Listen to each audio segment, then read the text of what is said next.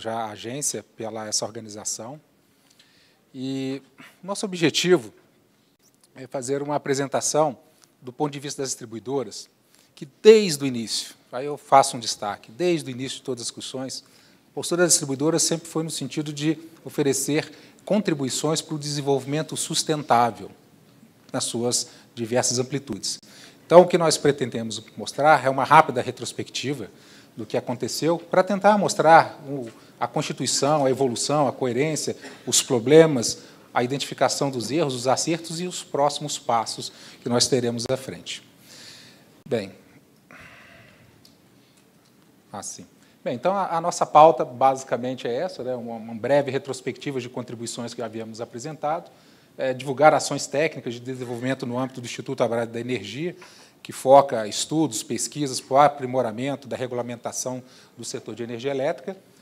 Acho que vale a pena a gente destacar, em cima do contexto, né, da abertura dessa consulta pública e de todos os processos de audiência pública, um dos principais pontos que nós vimos no documento publicado pela ANEEL, que já foi anunciado rapidamente pelo superintendente Matar, e da nossa avaliação, dados e fatos que apontam para a maduridade das fontes alternativas no Brasil.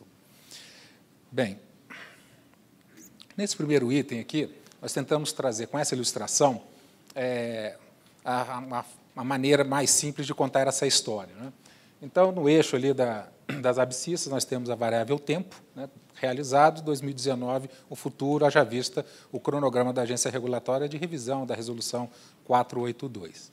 E no eixo das ordenadas, como se fosse um grau de intensidade, do grau de sustentabilidade da regulamentação em vigor. Bem, a primeira onda, né, foi exatamente nesse processo a Resolução 482, que, na nossa avaliação, significou uma política de incentivo baseada em um subsídio cruzado implícito. Nós tínhamos feito uma discussão muito grande naquela ocasião sobre essa questão do desenvolvimento. E nós sempre alegamos que regras, políticas de incentivos são válidas.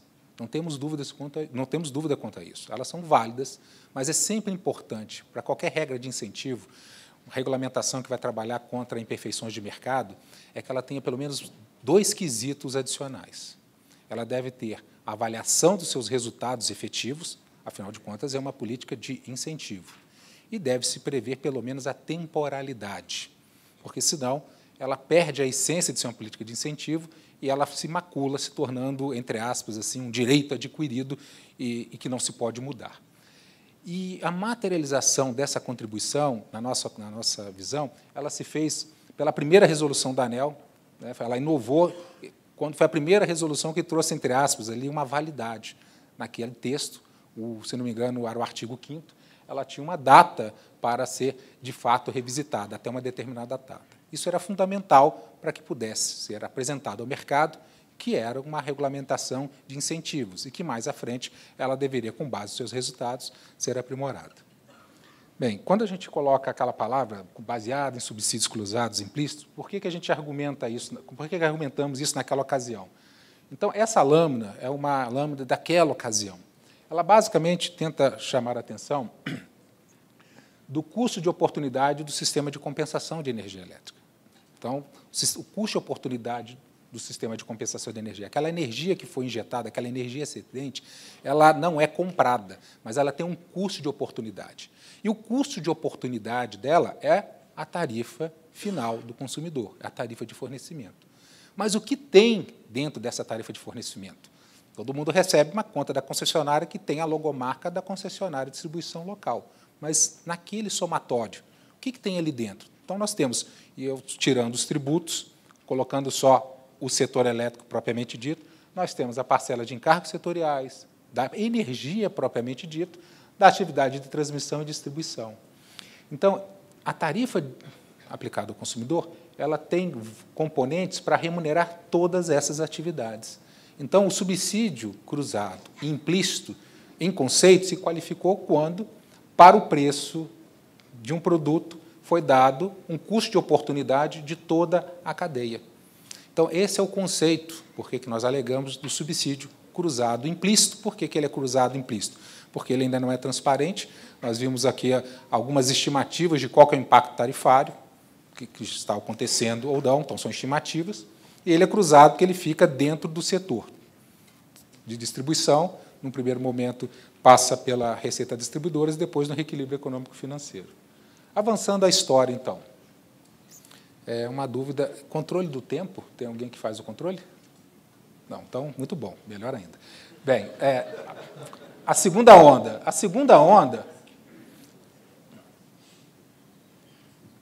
nós estamos aqui já em 2015, né? Então, nós tivemos uma primeira revisão da Resolução 482, que foi a Resolução 687. Essa resolução é praticamente o que nós temos hoje. Ela ampliou o rol de elegíveis com mais flexibilidade do ponto de vista comercial, autoconsumo, geração compartilhada. Então, ela trouxe um viés de mais flexibilidade para dinamizar, acelerar a geração distribuída. Naquela ocasião, nós tínhamos uma crítica mais forte, que, ao potenciar o crescimento da GD, não temos questões contra isso. Mas o problema é que uma outra componente não estava claramente endereçado, que era o tratar a fonte de recurso desses subsídios. Então, quando é o subsídio cruzado implícito, ele vai, inicialmente, à redução de valores da operação da distribuidora e, no segundo momento, ele chega aos consumidores. Isso não estava muito bem estabelecido. No Brasil, existe uma componente tarifária chamada Conta de Desenvolvimento Energético. Essa conta ela é transparente. Lá se tem o orçamento, quais são as suas destinações, quais são as suas fontes de receita, e fica um debate mais aberto e plural na discussão sobre essa questão dos subsídios. Então, isso aqui não foi tratado nessa resolução e foi objeto da nossa crítica naquela ocasião.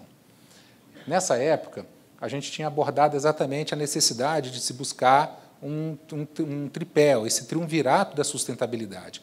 Alegávamos naquela ocasião que a sustentabilidade estaria sendo atendida, a sustentabilidade do ponto de vista ambiental, criar políticas públicas com incentivo às fontes renováveis, então não estava sendo atendido, mas a sustentabilidade não se pauta só para a dimensão ambiental, deveríamos estar na econômica, e aqui sim a gente chamava a atenção que ela não estava sustentável do ponto de vista econômico, porque ela oferece subsídios cruzados e perda de valor para outros segmentos. Então, essa dimensão ainda não estava atendida.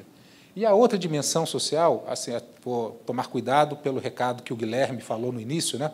Eu não vou usar a palavra que é a expressão, né, do Robin Hood às avessas. Eu não vou repetir que é Robin Hood às avessas. Não falarei isso que é Robin Hood às avessas, tá, Guilherme?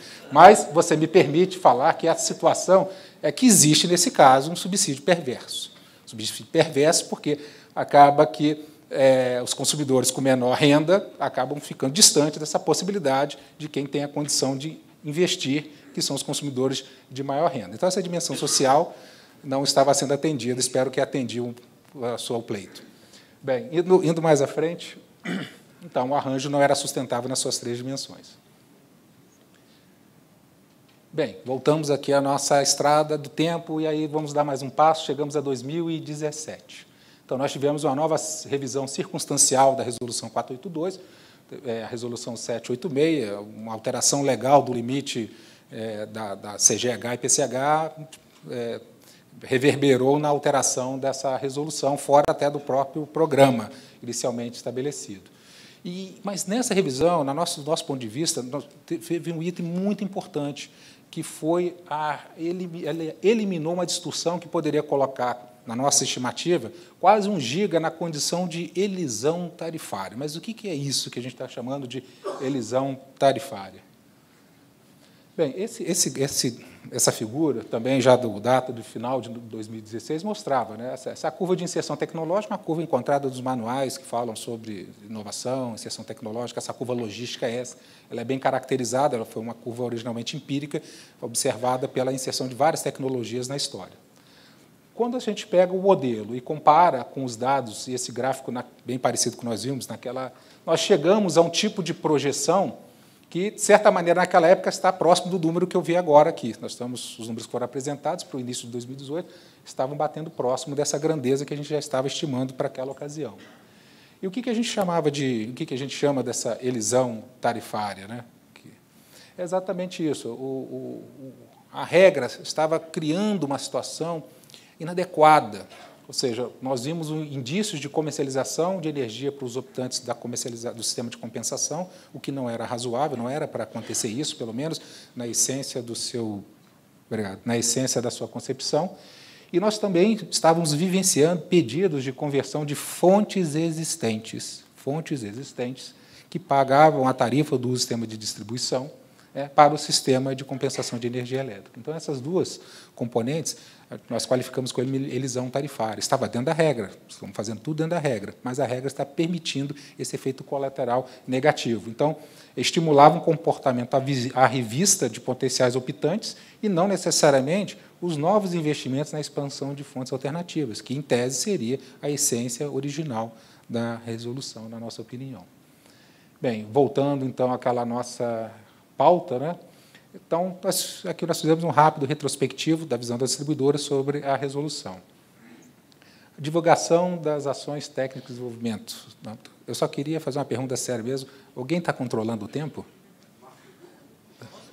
Ah, então tá bom, te agradeço. Eu já consumi quanto? 10 minutos, obrigado. Bem, divulgar as ações técnicas. O que as distribuidoras pretendem com isso? Coerentemente com o discurso que sempre apresentamos, do desenvolvimento sustentável, né? Nós propusemos um projeto de pesquisa e desenvolvimento cooperado no âmbito das distribuidoras, né, para a modernização das tarifas. Esse projeto, em rápidas palavras, ele tem 3 subprojetos. O primeiro é uma visão estratégica setorial, né? Então, nós temos que discutir a distribuidora para o futuro com a nova inserção de fontes alternativas, a geração distribuída, eficiência energética, possibilidade de oferecer novos serviços. Nós temos que discutir a distribuidora do futuro não somente sendo uma provedora dos meios físicos e que se gere com qualidade. Nós podemos potencializar novas atividades. Então, essa primeira visão estratégica, ela busca isso. O segundo subprojeto, aí ela vai para uma parte um pouco mais dura, que é exatamente as metodologias de desenho tarifário para o fio e desafios de implementação. Então, nós estamos falando agora com novos desafios. Nós temos que verificar a possibilidade de quais são os benefícios da geração distribuída quantificáveis e que possam, além de ser quantificados, serem tratados tarifariamente, que existe um mundo de simulações, fluxo de potência, um mundo da engenharia elétrica e, depois, um mundo de aplicação tarifária. Aqui a gente tem que garantir reprodutibilidade, transparência, compreensão. Então, não é vaso comunicante. Existem outros atributos que devem ser feitos. Temos os desafios que foram colocados na consulta pública 33, sobre tentar mensurar isso nas tarifas, esses sinais locacionais na baixa tensão. Em essência, tentar buscar todos os benefícios e eventuais custos que esse tipo de inserção poderá trazer. E, por fim, nós propusemos também uma análise de impacto regulatório. Normalmente, para os projetos de P&D, é até estranho. Poxa, mas você está pesquisando, você está desenvolvendo, você vai publicar, você vai propor. Mas a gente queria garantir a inovação desse produto. E a inovação, nesse caso, não se traz por uma tecnologia nesse projeto, e sim em trazer elementos para o aprimoramento da regulamentação. Então, a análise de impacto regulatório visa trazer esses elementos para a discussão. Indo à frente. Esse botão aqui, para ir à frente, você tem que apertar para trás. Esse que é o problema, me desculpa. Então, nós fizemos essa chamada do P&D cooperado, né? E aqui uma figura muito rápida, assim, o que a gente está imaginando, são as duas dimensões, né? Então, aqui nós estamos a comissão de avaliação do projeto, nós temos um rol de parceiros que eu vou falar mais à frente. Então, essa dimensão de P&D, onde tem as publicações, a difusão do conteúdo, pretendemos publicar livros do assunto, mas, à medida que a gente vai avançando com os trabalhos, a gente possa fazer uma interação, ajudar, do ponto de vista técnico, conteúdo, simulações, todas aquelas outras etapas de audiência pública que nós teremos e como foi apresentado anteriormente pelo superintendente Matar. E aí, por fim, sim, a gente chegar numa nova resolução publicada e aplicada.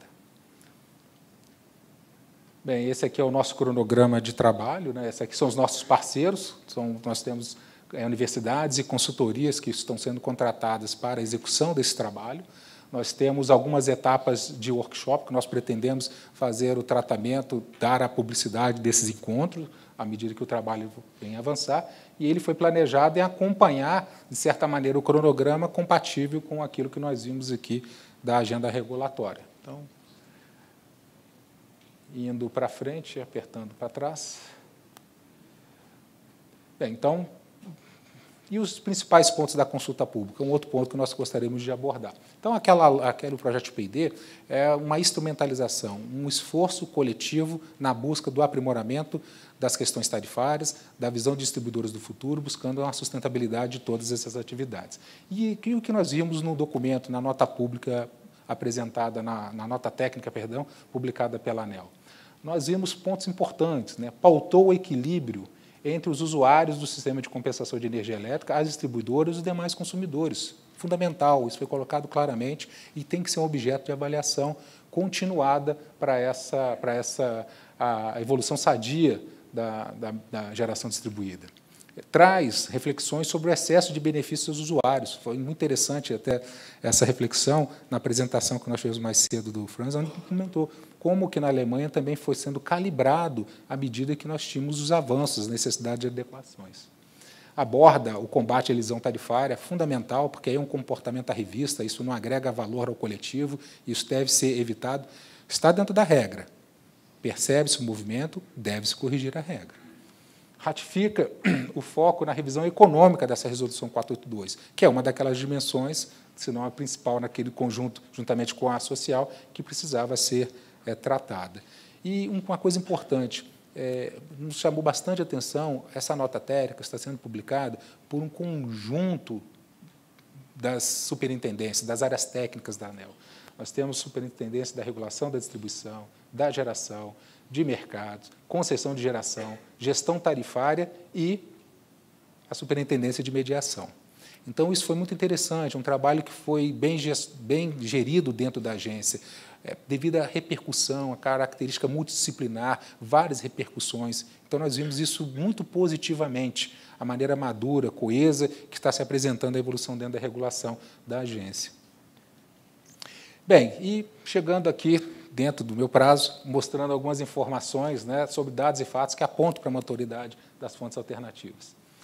Esse gráfico aqui ele foi elaborado pela Brad, mas com base em informações públicas. Tarifa média de compra de energia são disponibilizadas dentro do próprio site da ANEEL, informações sobre leilões são disponibilizadas no CCE. O que a gente fez foi coletar essas informações e dar um tratamento analítico e tirar algumas conclusões.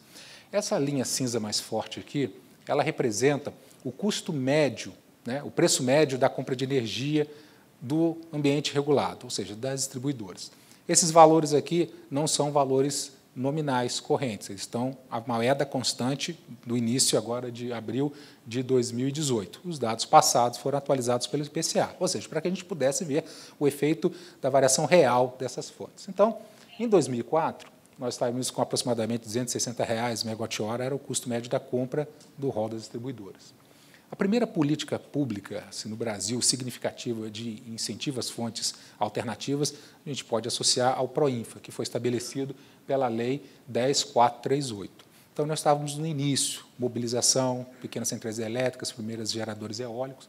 Essa energia daquela época, dessas primeiras aquisições, hoje nós pagamos nas tarifas, no efeito médio, equivale a R$ 385. É uma energia cara, mas foi também a primeira, em cima de uma escala menor, de uma tecnologia ainda iniciante. Em 2017, nós tivemos um primeiro leilão de fontes alternativas. Então, nós já estávamos num novo modelo do setor elétrico, a partir da Lei 10.848, e aí, com um estímulo um pouco mais de competição, nós tivemos um resultado bastante interessante. Esse valor foi para R$ 253, um pouco acima do custo médio da compra total das distribuidoras. Lembrando, a compra das distribuidoras, distribuidoras no modelo, ela não tem muito poder de barganha. O leilão é um leilão feito pelo governo, as distribuidoras informam quanto que elas precisam para atender o seu mercado e quando, ou seja, a informação quantitativa e no tempo. E o resultado provém de um leilão competitivo. Então, não discutimos, não atuamos efetivamente no preço significativo da compra de energia. Em 2010, nós tivemos o segundo leilão de fontes alternativas. Aqui, nós já tivemos uma mudança de paradigma pelo valor adquirido nessas fontes, já estava inferior ao custo médio. Mas era um primeiro indício, ainda não poderíamos ter uma certeza da tendência. Observe que, em 2014, não estamos chamando mais atenção de um novo leilão de fontes alternativas. Nós já temos o 20º leilão de energia nova. energia renovável. Ou seja, mais um passo de maturidade. Já estamos dentro de uma competição, obviamente, que foi planejado a necessidade de diversidade de matriz, mas já num ambiente cada vez mais próximo de uma evolução, chegando mais próximo ao mercado. E aqui nós tivemos a R$ 168,00, bem abaixo até do custo médio das distribuidoras. E agora, nos últimos leilões, os valores mais recentes, nós tivemos aqui a solar a R$ 118,00, a eólica a 68 e o custo médio da compra de energia a 188. Esse gráfico aqui esse gráfico traz elementos, evidências de maturidade. Ele quantifica no mundo real aqueles gráficos que nós encontramos em manual de economia, falando das curvas de aprimoramento de escala, que é o custo médio vai reduzindo, de aprimoramento tecnológico. Isso tudo começa a se manifestar aqui. Então, nós estamos se discutindo hoje, inclusive, no âmbito do governo, olha, aqui nós temos contratos de disponibilidade, aqui temos contratos de quantidade, existe uma característica de risco diferente. Mas a diferença de preço já é tão significativa que se discute no Ministério, olha, estamos chegando aos 18 anos, né? Coincidentemente, estamos chegando já aos 18 anos, estamos na maturidade, já é possível isso estar dentro do objeto competitivo.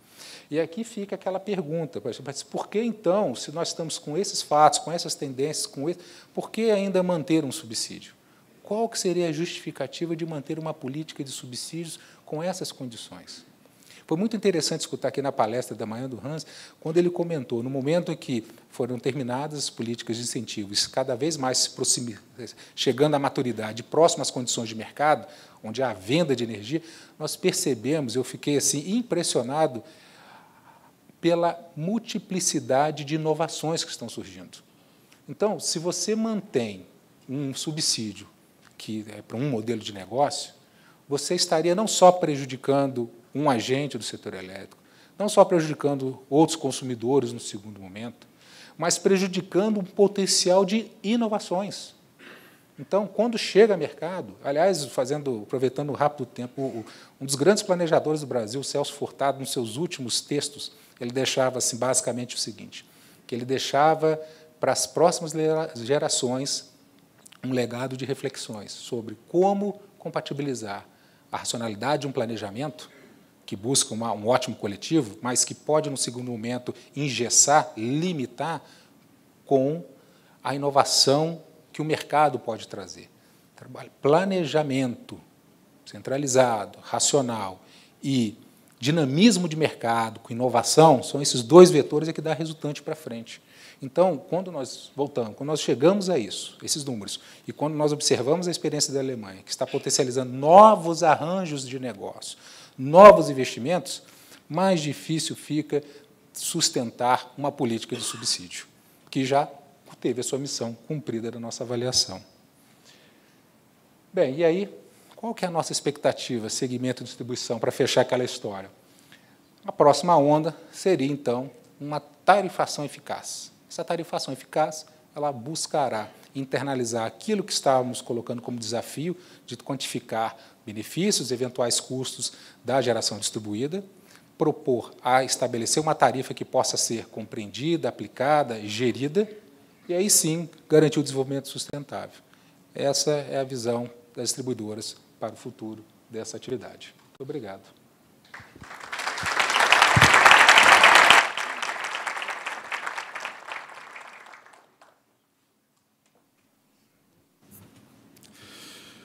Muito obrigado. Nós vamos convidar agora o senhor Rodrigo Sawaia. Ele é presidente executivo da Associação Brasileira de Energia Solar Fotovoltaica, a Absolar, e ele vai apresentar a visão da geração distribuída.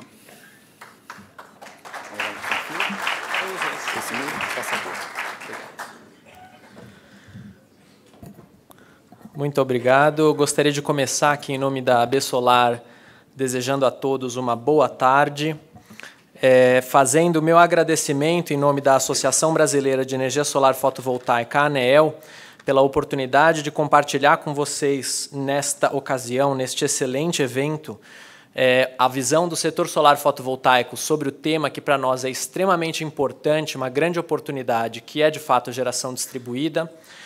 Eu aproveito também para cumprimentar a ANEEL pela iniciativa, nós tivemos, ao longo das alterações anteriores e da própria estruturação da Resolução Normativa 482, um exemplo dado pela ANEEL de engajamento da população, dos agentes, dos atores. Não por acaso, a ANEEL já disse em alguns momentos que foi um marco, um paradigma, uma mudança de paradigma importante para a própria agência, e eu diria para o setor elétrico brasileiro, a vinda do mercado de micro e mini geração. A micro e mini geração distribuída e o sistema de compensação de energia elétrica. Então, eu pretendo aqui nos minutos que eu tenho à disposição, e depois no debate com vocês, aprofundar um pouco desse tema. Então, vamos aos números, às ideias. Primeiramente, a Besolar é a entidade nacional que representa o setor solar fotovoltaico brasileiro. A nossa associação congrega empresas de todos os elos da cadeia produtiva do setor solar fotovoltaico. Esse setor ele tem 3 grandes segmentos de mercado, um deles é a geração distribuída solar fotovoltaica, mas nós também atuamos na geração centralizada, as grandes usinas fotovoltaicas, essas com preços na faixa de R$ 118 o megawatt-hora, mas não a geração distribuída, que tem outra referência de preço. E também o segmento da cadeia produtiva desse setor. Vários dos nossos associados estão fabricando equipamentos no Brasil, fotovoltaicos, são mais de 30 fabricantes aqui no nosso país. Então é para mim com muito orgulho que eu venho aqui representando todas essas empresas. Essas empresas, muitas delas nunca teriam se estruturado não fosse pela micro e mini geração distribuída. A gente vai ver os números que isso já está gerando do ponto de vista de benefício econômico, de geração de riqueza para o nosso país, que veio de um mercado novo que não existia. Também ganho de competitividade e geração de empregos, além de outros fatores. A ANEEL pediu que eu concentrasse um pouco a minha apresentação justamente na geração distribuída, no tema específico de tarifa, né? O que podemos falar sobre o valor da energia da micro e mini geração. Então é nisso que eu vou me concentrar nesse primeiro momento. Mas eu queria mostrar para vocês alguns exemplos que já são conhecidos de todos. A geração distribuída solar fotovoltaica não é tecnologia de rico. No Brasil também já não é tecnologia de rico e está cada vez mais se tornando uma tecnologia popular e democratizada. O que vai permitir isso? Acesso a crédito. Por isso que financiamento é tão importante, porque quem não tem o dinheiro no bolso para investir, pega o crédito e, gerando energia renovável, limpa e de baixo preço, consegue pagar pelo seu financiamento. Então, o crédito tem levado também opções à habitação de interesse social. Estamos discutindo esse tema, já há uma portaria específica sobre isso com o Ministério das Cidades, permitindo o uso dessa tecnologia junto à habitação de interesse social. Temos também residências, comércios e indústrias, edifícios públicos e até pequenas usinas de solo, gerando energia, ajudando a gente não só em aspectos econômicos, mas também em aspectos ambientais. E o caso da usina de Fernando de Noronha é um excelente exemplo, porque a ilha de Fernando de Noronha era uma ilha movida basicamente a diesel, um patrimônio mundial natural, e que agora já tem 2 usinas fotovoltaicas e mais sistemas que vão ser instalados nas residências, nos comércios de lá, que ajudam a mitigar e aliviar essa demanda de diesel na região. O mercado de geração distribuída não é só energia solar fotovoltaica. E aqui eu faço um destaque para a gente ver para as diferentes fontes de geração de energia, pequenas CGHs, né, ou seja, fonte hídrica, eólica, termoelétricas, a biomassa, e também aqui está um pouco de cogeração, e solar fotovoltaica, a diversificação desse mercado. Eu queria que vocês notassem que, apesar dos avanços importantes que foram ocorrendo ao longo dos últimos anos, como foi debatido aqui, chamado a atenção aqui por algumas pessoas durante as perguntas e o debate, de fato, a geração através de fontes hídricas, eólicas e termoelétricas, ela deu uma certa estagnada. Isso tem, em parte, como resultado a Resolução Normativa 786, que a Besolar apoiou e cumprimenta a ANEEL justamente pela definição isonômica de que usinas hídricas podem ir até 5 megawatts, mas projetos já existentes de nenhuma fonte podem participar de um mercado novo que quer construir novas oportunidades, trazer recurso novo, desenvolver empregos novos e gerar novas usinas de geração. Então esse é um mercado para novas usinas, de todas as fontes, com mesma potência máxima, mas novas usinas.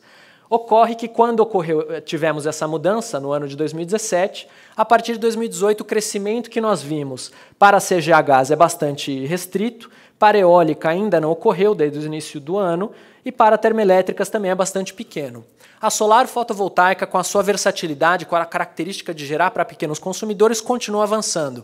Então a regulamentação de fato está operando bem para elas, mas talvez para essas outras fontes é preciso uma reflexão.